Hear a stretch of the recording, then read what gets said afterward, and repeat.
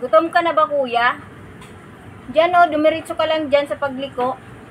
Pagliko mo dyan sa kanto, may tambak dyan na basura. Bilisan mo na. Pumunta ka na at baka maunahan ka pa ng truck ng basura. Alam mo, Ali, baka isang araw, bigla mo na lang maisip ang halaga ng 25 centavos na ito.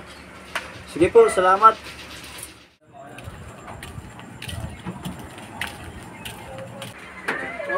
Opo. Ano yon? Ali, pwede pabili ng tinapay, yung tig 5 piso lang, isang piraso. Nge. Ay! 25 centavos. Sinsya na, hindi ako tumatanggap nito eh. Eh, kung may tagpipiso ka dyan, di, yun na lang ipambili mo.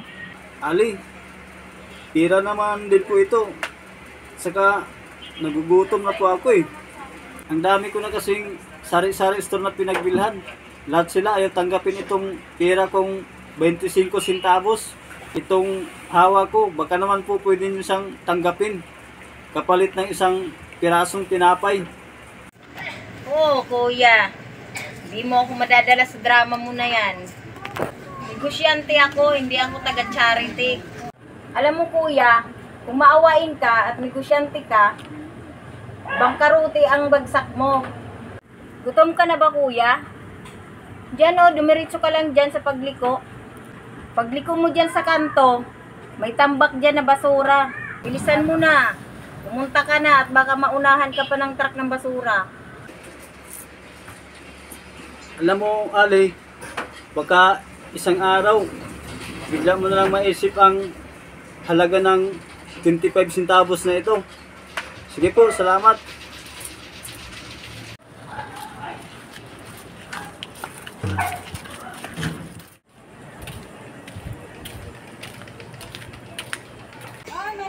Maringan!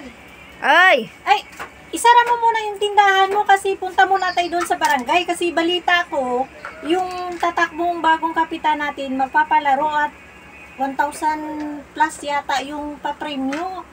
Puntahan natin, halika, sara mo muna saglit to. Sige, Mars. Excited na ako. Baka sakali matawag tayo. Tara, dali, bilisan natin para makaabot tayo. Oo, ang dami pa namang tao doon kasi palaro yun eh. Magandang gabi po. Ako po si Dungkoy at tumatakbo pong barangay kapitan. Meron tayong palaro dito sa barangay ay pamagat na Bring Me. Kung sino mang makapagbigay ng una ng 25 centavos ay siyang manalo ng 1,000 pesos. Hala? Oh, bakit? 25 centavos? Wala ako niyan sa tindahan. Dapat pala, tinanggap ko na yung mga nabili sa akin ng 25 centavos. Dapat tindahan ka, tanggapin mo kahit anong klaseng pera. Pera na rin yung 25 centavos. Sayang. Alam mo, Ali, baka isang araw, bigla mo na lang maisip ang halaga ng 25 centavos na ito.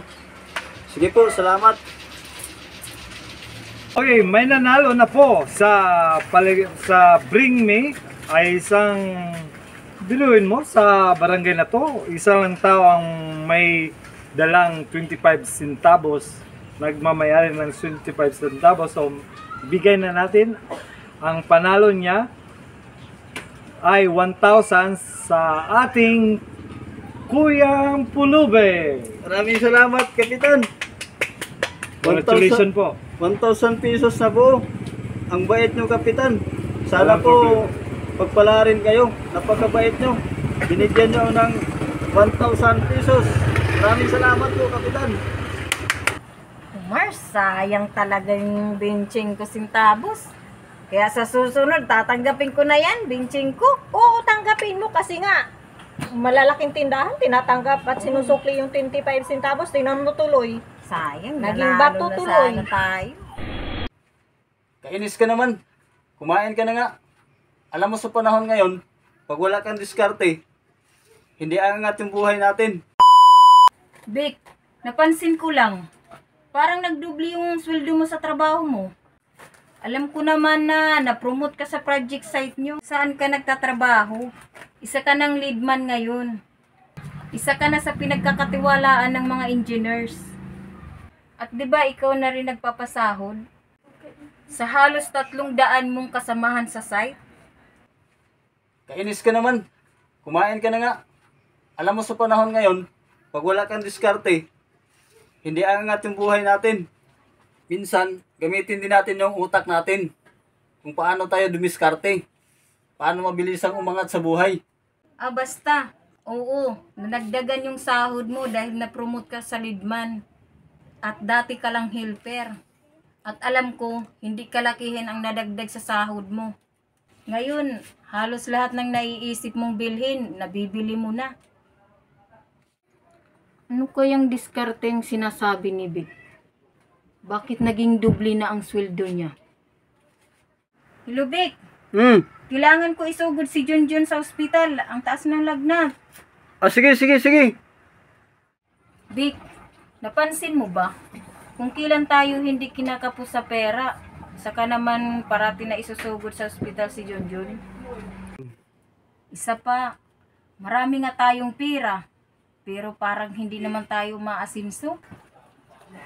Tila ba naging sumpa yung pirang inuuwi mo dito? Lagi na lang may sakunag dumarating sa buhay natin. Hanggang ngayon, palaisipan pa rin sa akin. Patawad. Baka ito na yung naging karma ko sa pagiging gahaman ko sa posisyon at pera. Aminado ako, naging mapanglamang ako sa mga kasamahan ko sa project site namin. Umpisa kasi anong pinagkatiwalaan ako ng opisina na ako na magpasahod sa kasamahan namin. Nakaisip ako ng paraan na ang buong akala ko, yun ang tama. Ang ginawa ko kasi para umasinso tayo kaagad, hinihingian ko ng tig 100 pesos ang bawat isa sa mga kasamahan ko. Ang kapalit nun, na hindi sila matanggal sa trabaho. Ngayon, nagsisi na ako sa panlalaman ko sa mga kapwa ko trabahante. Ngayon, handa na akong lumaban ng patas.